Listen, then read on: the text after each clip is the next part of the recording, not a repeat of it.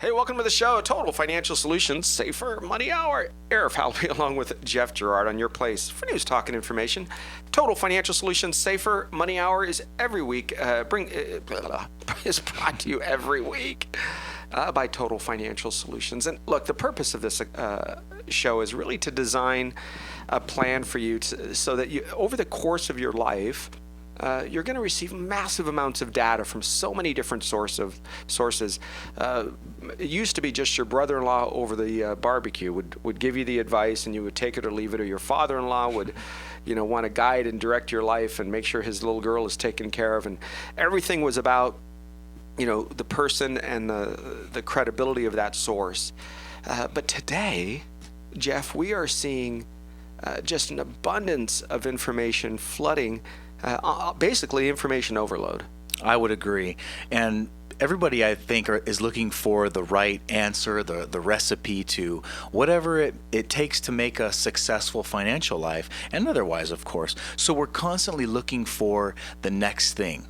I think that people are looking for so much information, and look, it's out there. We know if it's not a cell phone or a tablet or your computer screen, not to mention all the other media that's out there. Gosh, have you seen the television lately and what's going on with the information coming to you in that stream? So all of that to say is, we have our information that's passed down from generation to generation, but it's really changed a lot. Having that barbecue and talking to that uncle or that grandfather or grandmother, those things that worked for them generations ago aren't necessarily going to work for you. So I think really it depends on who you are and what your goals and your needs are, and that will really determine which type of advice you should be looking for. And, part of that process is to say, okay, even if somebody who I trust is giving me good advice from their perspective, meaning it's information that matters to them under their situation, it doesn't mean it's correct for me. And that transfers to all sorts of relationship information, whether you should buy this car because it's right for me but not right for you, or Sure. whether you should live in this neighborhood, right? Everybody has a different perspective, so you always take that with a grain of salt, if you will. Take that and say, okay, is it right for me? We're going to give you some ideas here today of what to do with your retirement account once you retire. Or even, it also applies once you leave the company, and if you have your company retirement account behind. But most importantly, you're planning to retire. People are retiring today at a younger age. They are. We almost have two different folks. We have folks that are retiring at 55 years old because they're the last vestige of folks with the good retirement plans that are able to have 25 or 35 years of retirement. I know in law enforcement and firefighters, it doesn't exist today if you were to come on the job, but back then, 20 years. That means you could come on at 21 years of age, retire at 41, which used to seem so old, but it is not, and collect a pension for the rest of your life, including medical back then. That means they would pay for your medical insurance. Right. Over time, they've changed and again to 25 years or age 50 or age 55. So a lot of the rules have changed, but still, people retiring in their 50s is a very big segment of society. Now, they may go on and do other things. I just got off the phone with a client today, this morning, who is a physician, and her goal is to retire and not do anything else in the medical field. Huh. I said, are you kidding me? She said, no.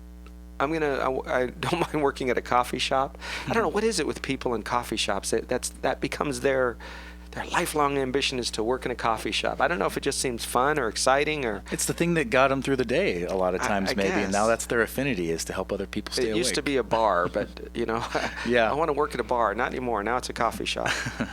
And today you see folks taking that next step, if you will, that says, I'm going to or willing to work still in retirement, but in a different field or in a different arena. So let's start with, because most Americans are reaching retirement age and they have some sort of money in a retirement account. It could be a 401k, 403b, right? These are different types of accounts. It all depends on where you work. That's right. And we're seeing a lot of people use the 401k, nomenclature. That name is basically a means to talk about a retirement account. And what that means is you went to work somewhere, whether it was a private sector job or you worked for a municipality or a hospital, a governmental agency, and you put money away pre-tax. And what that means is, let's say you got $1,000 paycheck. Before you paid all of those other little crazy things that you see get tallied up into a ledger, you got to put some money away in a retirement plan for you to use at a later date. And when doing that, you did not pay any taxes on that, any income taxes on that, I should say. And so that money sits in an account off to the side. And then when you actually reach a certain age and attain a certain age and then retire, you can access those funds without any penalty, but they still are subject to tax. And that really changes with where you live. It depends on how you retire, what your tax bracket is. So for a lot of people, it's funny how they will ask me. I never really understood it, but they always, so what kind of tax am I going to pay on that? Sure. My gosh, it depends on a lot of things, That's right? right. Your CPA is going to sit down or should sit down with you, and we're going to cover that in a minute, and really go over that next phase in financial life for you, which is you no longer have children or business write-offs or your house mortgage is paid off. So, or young children, I should say. You probably still have kids, but they're older. Your kids have grown. So your little house, your little tax write-offs are running around now in somebody else's household. But you're going to have income without write-offs. So please be very careful when you're thinking about retiring and following this old adage that, I'm going to be in a lower tax bracket. It's a mistake a lot of people make. They don't realize that they have more control over their tax situation now while they're making the most amount of money. They think, and most people think this, I'm making a lot of money. This is my highest earning years. I need to shelter from taxes. Well, if you can, with the assistance of your CPA, look at your overall tax situation, and let's say you do make a lot of money, and let's say you do pay a lot in taxes. Is putting $5,000 or $6,000 or even $10,000 a year and removing it from the tax equation right now, is that going to benefit you later when it's maybe 2 or 3 times the size of the amount that it is right now? What I mean is, if you put $10,000 into, just for example, into a pre-tax account and you don't pay taxes on that today, you might save 25, 30% in taxes. That's fantastic on those dollars. Now let's say they double or even triple over the next few decades. And then you go to take that money out and you have no control over your taxes. Think about that for a minute. You have a larger amount of money to pay tax on in the future, don't you? And do we think taxes are going up or down? And a lot of this is going to be built on, do you think in your financial life, taxes are going to be a big part of your conversation? We encourage you to meet with your CPA or your tax preparer and lay out a plan and say, look, I'm going to be needing this much money per month to live on. What does that do? And do I cross the line where if I take out just this much more, is my Social Security going to be taxed? Your financial professionals should be a part of that. We are a part of that conversation when it comes to your financial world and how you withdraw money. So let's go first. Consider your needs. Do you need to have access to these funds in the next year or so? You are retired. You have hundreds of thousands, hopefully, sitting in your retirement account. Do you need some of this money in the next year? That's a great question, because a lot of people might be thinking or subscribing to this mindset that they have to take all of their money out of their 401k or their workplace retirement plan and roll it into a bank account so that they can access it. When in fact, where it's sitting might be the perfect place for you, or at least for a part of it, so that you can enjoy some of the benefits of those types of plans and those accounts, and then enjoy some of the tax deferral that might be existent there. And then you might be able to drip some of that money out to you in the form of income. So it basically acts like a paycheck without having to go to work. And I think that's where a lot of people are going to now is, do I need access to all of it, or can I access some of it? Maybe I just need a piece of the interest that it's earning. Maybe I want to access some of the interest and the principal. But again, it goes back to, it depends, and you have to have that conversation. Yeah, so think of it like this. If you need to access some of those funds while you are retired, then most of the company accounts allow you to take out some of those monies without paying the 10% penalty. That's right. If you are in your 50s and you're pulling money out on a monthly basis, sometimes they have a one-time distribution, so you can take out once. Sometimes you can take it out in payments.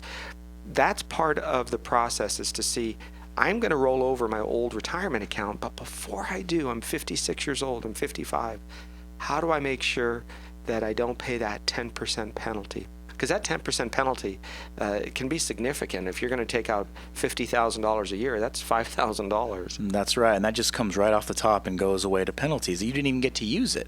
So having somewhat of a strategic plan really makes more and more sense as we're diving into this, because maybe the big bucket of dollars sits in an account where you only need part of it, so you're going to only take out that one part, drip that into your life financially. Maybe it crosses over the tax line and you pay some tax on that. Fantastic. But now it can sit on the side here and you have access to it in the event that you only have that one distribution, that one time that you can access it. And in other cases, sometimes the account that you have will allow you to have that money before 59 and a half, because let's talk about this. Age 59 and a half is usually the age, the threshold, if you will, for people to start taking money out of these retirement accounts. We're talking about 401ks, IRAs, anything that you set up on your own, whether individually or with your company. Generally speaking, 59 and a half is the benchmark. You say, don't touch this money before then. If you do, there's a penalty. Oh, and by the way, you'll pay taxes. But there is a way, Arif, isn't there, to drip this money in without paying the penalty. Of course, it's subject to tax, but there are many people, as you were saying earlier, retiring before 59 and a half. And do we think rich people make the rules? Yeah, I'm look, pretty sure guys. they do. And I think they like retiring before 59 and a half. There are ways to take money out. It's called a Rule 72T. Now, what that means is you can systematically take money, withdraw money from your account each and every month. If you're 50, 40, it doesn't matter what age you are, prior to the magic age of 59 and a half, and not pay taxes, not pay penalty, the extra 10% penalty on that money. So two ways. One, if the source of funds are coming from a company retirement account, or if you take them out in a systematic way where the 72T rule applies. Both of those can give you access to your retirement accounts prior to age 59 and a half and not pay a penalty. Okay, Jeff, second thing to consider here. How old are you? This matters a lot, because the younger you are, the more likely you're going to need income for many, many years to come. Yes. It's not going to happen overnight, but this changes the old adage that, you're going to receive income and then die the next year, Right. 5 years later. It doesn't happen that way. People are going to live, especially if you're in your 50s when you retire. That's right. 30? The 40 retirement years? system, Arif, was developed so many years ago with the mindset that people were living into their early 60s, maybe mid 60s. Gosh, if you lived to 70, you were ancient. Back when Social Security was developed and the idea of these retirement plan rules and parameters. So now looking at this, I can give you a great example. A gentleman that is probably, let me see here, I knew him in high school, but he was a couple of years older than I am. We didn't see each other for about 20 years, and we got reunited when my son was playing YMCA ball. This gentleman is probably, I want to say he's 44 at best. Okay. And I'm adding a year in there, I think. 44. He's been retired for 2 years from his company. He started with a construction company, probably when he was about 17, 18 years old. He did 20 plus years, and he's retired.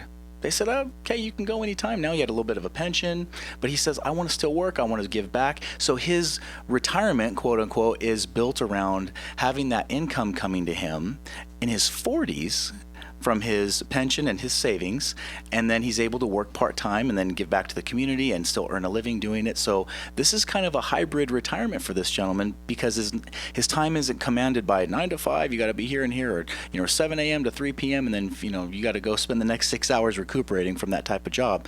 His retirement looks like, hey, I get to kind of do what I want and work part-time doing something I really like to do. But the important part of this story is that those monies coming to him were designed in a way that he could take them in his 40s. Some of it is pension, but again, he may have to defer a lot of his retirement savings, like the 401k, until he's in his 50s, but he actually doesn't need it. So what he did is just rolled it into an individual retirement account, and then he can have that when he's in his 60s, and that'll be another source of income for him when he decides to stop working altogether. These are key components for you to look at. Retirement doesn't have to mean sitting in a corner, counting your pennies and shopping at the 99-cent store. Right. You can, but you don't have to. There's options, and it's all about how you take debt into retirement.